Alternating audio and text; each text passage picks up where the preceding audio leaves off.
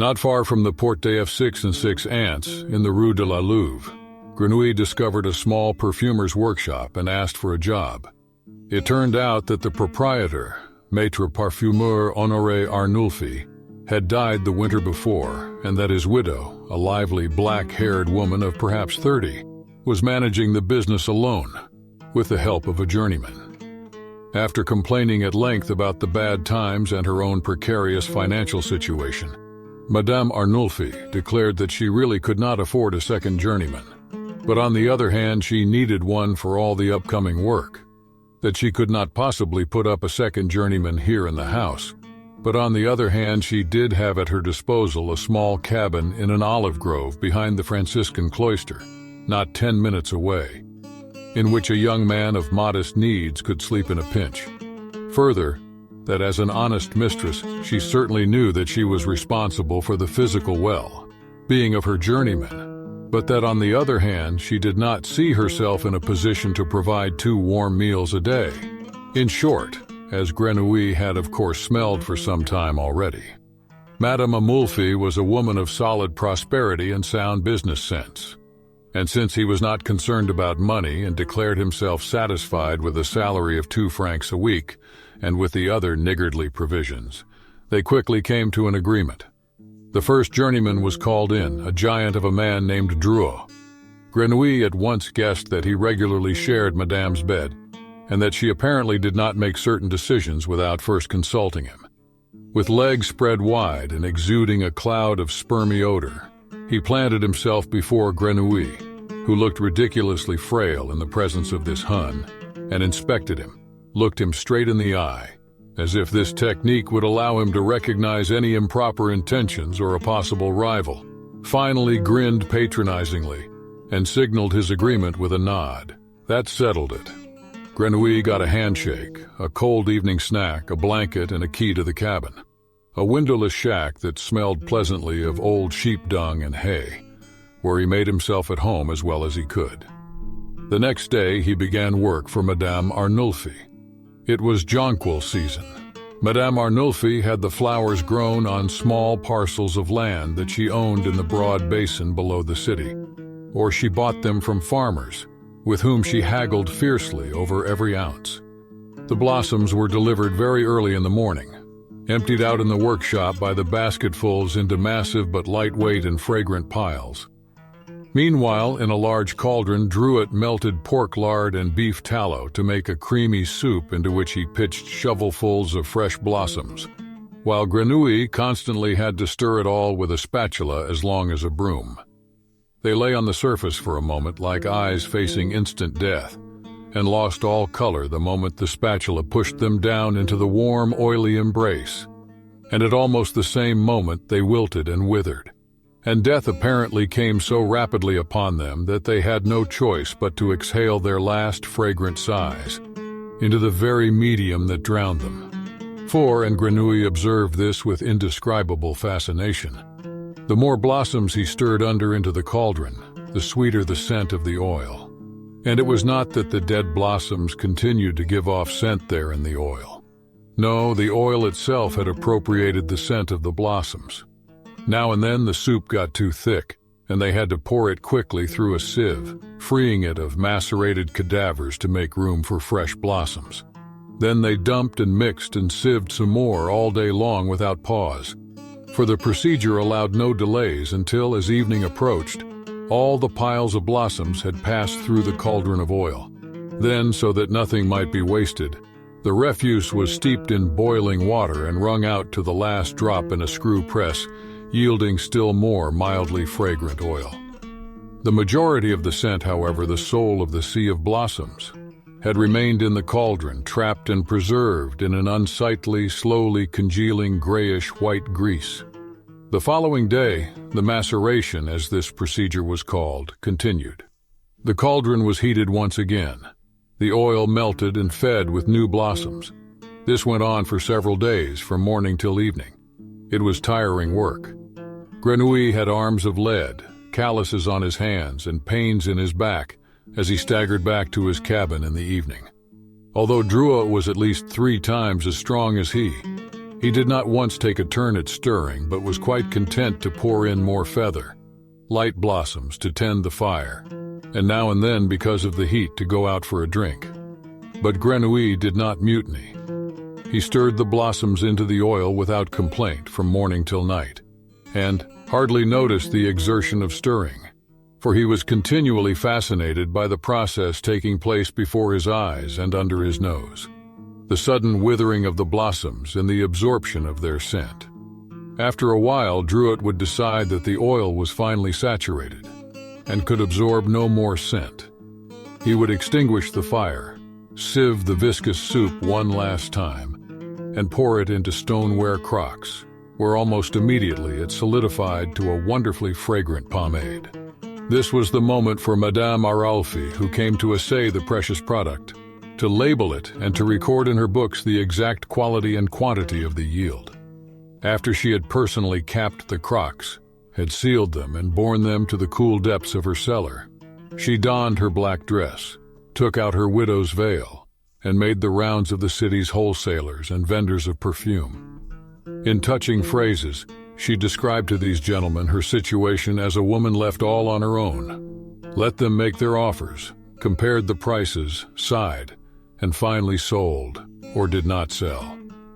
Perfumed pomades, when stored in a cool place, keep for a long time.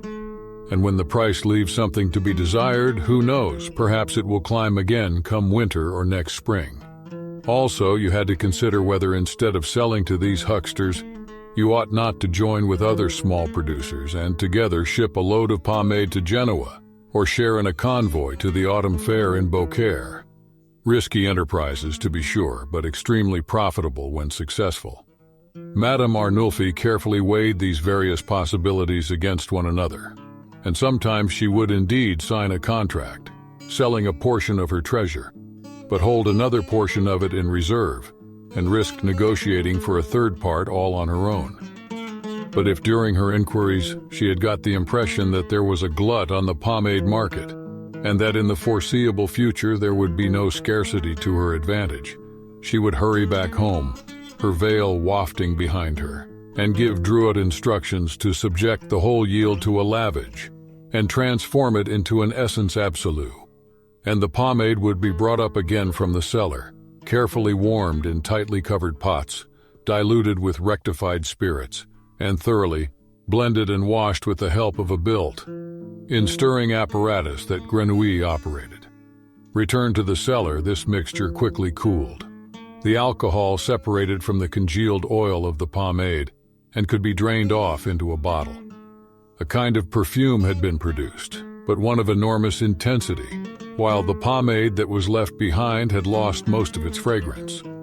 Thus, the fragrance of the blossoms had been transferred to yet another medium.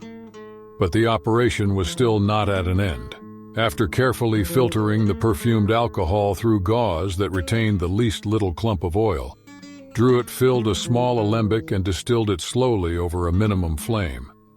What remained in the mattress was a tiny quantity of a pale, hued liquid that Grenouille knew quite well, but had never smelled in such quality and purity either at Baldini's or Runel's, the finest oil of the blossom, its polished scent concentrated 100 times over to a little puddle of essence absolue. This essence no longer had a sweet fragrance. Its smell was almost painfully intense, pungent, and acrid, and yet one single drop, when dissolved in a quart of alcohol, sufficed to revitalize it and resurrect a whole field of flowers. The yield was frightfully small. The liquid from the mattress filled 3 little flacons and no more. Nothing was left from the scent of hundreds of thousands of blossoms except those 3 flacons. But they were worth a fortune, even here in Grasse, and worth how much more once delivered to Paris or Lyon, to Grenoble, Genoa, or Marseille. Madame Arnulfi's glance was suffused with beauty. When she looked at the little bottles, she caressed them with her eyes, and when she picked them up and stoppered them with snugly fitting glass stoppers, she held her breath to prevent even the least bit of the precious contents from being blown away, and to make sure that after stoppering not the tiniest atom would evaporate and escape, She sealed them with wax and encapsulated them in a fish bladder tightly tied around the neck of the bottle. Then she placed them in a crate stuffed with wadded cotton and put them under lock and key in the cellar. In April, they macerated broom and orange blossoms. In May, a sea of roses, the scent from which submerged the city in a creamy, sweet, invisible fog for a whole month. Grenouille worked like a horse, self-effacing and as acquiescent as a slave. He did every menial chore Drouot assigned him.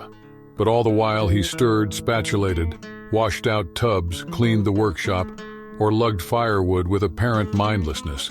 Nothing of the essential business, nothing of the metamorphosis of scent, escaped his notice.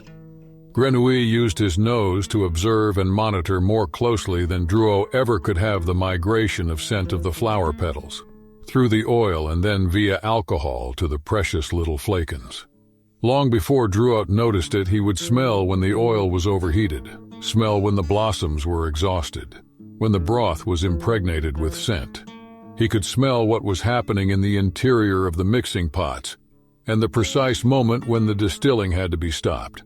And occasionally he let this be known, of course quite unassumingly and without abandoning his submissive demeanor. It seemed to him, he said, that the oil might possibly be getting too hot.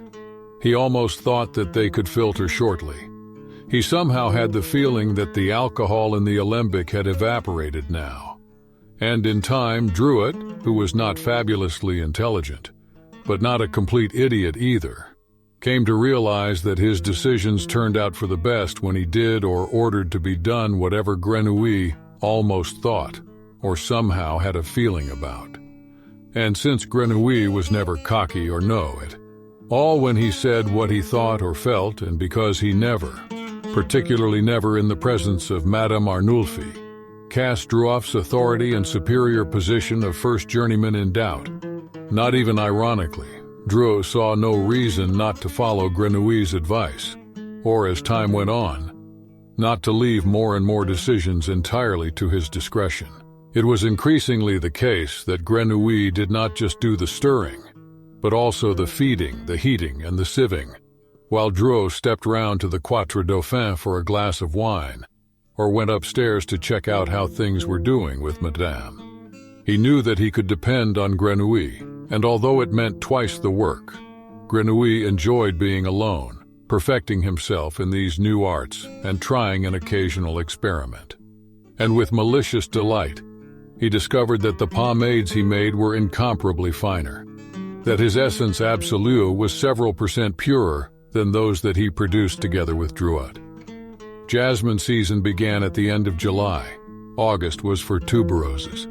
The perfume of these two flowers was both so exquisite and so fragile that not only did the blossoms have to be picked before sunrise, but they also demanded the most gentle and special handling. Warmth diminished their scent. Suddenly, to plunge them into hot macerating oil would have completely destroyed it. The souls of these noblest of blossoms could not be simply ripped from them. They had to be methodically coaxed away. In a special impregnating room, the flowers were strewn on glass plates smeared with cool oil or wrapped in oil, soaked cloths. There they would die slowly in their sleep. It took 3 or 4 days for them to wither and exhale their scent into the adhering oil. Then they were carefully plucked off and new blossoms spread out. This procedure was repeated a good 10-20 times, and it was September before the pomade had drunk its fill and the fragrant oil could be pressed from the cloths. The yield was considerably less than with maceration, but in purity and verisimilitude, the quality of the jasmine paste or the huile antique de tuberose, won by such a cold enfleurage, exceeded that of any other product of the perfumer's art. Particularly with jasmine, it seemed as if the oiled surface were a mirror image that radiated the sticky, sweet, erotic scent of the blossom with lifelike fidelity. Cum grano sales, of course. For Grenouille's nose obviously recognized the difference between the odor of the blossoms and their preserved scent. The specific odor of the oil, no matter how pure, lay like a gossamer veil over the fragrant tableau of the original, softening it, gently diluting its bravado, and perhaps only then making its beauty bearable for normal people. But in any case, cold enfleurage was the most refined and effective method to capture delicate scents. There was no better. And even if the method was not good enough completely to satisfy Grenouille's nose, he knew quite well that it would suffice 1,000 times over for duping a world of numb noses. Just as with maceration, after only a brief time he had likewise surpassed his tutor Druot in the art of cold perfumery, and had made this clear to him in the approved, discreet, and groveling fashion. Druot gladly left it to him to go to the slaughterhouse and buy the most suitable fats, to purify and render them, to filter them and adjust their proportions. A terribly difficult task that Druot himself was always skittish about performing, since an adulterated or rancid fat, or one that smelled too much of pig, sheep, or cow, could ruin the most expensive pomade. He let Grenouille decide how to arrange the oiled plates in the impregnating room, when to rotate the blossoms, and whether the pomade was sufficiently impregnated. Druot soon let Grenouille make all the delicate decisions that he, just as Baldini before him, could only approximate with rules of thumb, but which Grenouille made by employing the wisdom of his nose, something Druot, of course, did not suspect. "He's got a fine touch," said Druot. "He's got a good feel for things." And sometimes he also thought, really and truly, he is more talented than me, 100 times a better perfumer. And all the while he considered him to be a total nitwit, because Grenouille, or so he believed, did not cash in at all on his talent, whereas he, Druot, even with his more modest gifts, would soon become a master perfumer. And Grenouille encouraged him in this opinion, displaying doltish drudgery and not a hint of ambition, acting as if he comprehended nothing of his own genius, and were merely executing the orders of the more experienced Druot, without whom he would be a cipher. After their fashion, they got along quite well. Then came autumn and winter. Things were quieter in the workshop. The floral scents lay captive in their crocks and flakons in the cellar. And if Madame did not wish some pomade or other to be washed or for a sack of dried spices to be distilled, there was not all that much to do. There were still the olives, a couple of basketfuls every week. They pressed the virgin oil from them and put what was left through the oil mill, and wine, some of which Grenouille distilled to rectified spirit. Druot made himself more and more scarce. He did his duty in Madame's bed, and when he did appear, stinking of sweat and semen, it was only to head off at once for the Quatre Dauphins. Nor did Madame come downstairs often. She was busy with her investments and with converting her wardrobe for the period that would follow her year of mourning. For days, Grenouille might often see no one except the maid who fixed his midday soup and his evening bread and olives. He hardly went out at all. He took part in corporate life, in the regular meetings and processions of the journeymen, only just often enough as to be conspicuous neither by his absence nor by his presence. He had no friends or close acquaintances, but took careful pains not to be considered arrogant or a misfit. He left it to the other journeymen to find his society dull and unprofitable. He was a master in the art of spreading boredom and playing the clumsy fool, though never so egregiously that people might enjoy making fun of him or use him as the butt of some crude practical joke inside the guild. He succeeded in being considered totally uninteresting. People left him alone, and that was all he wanted.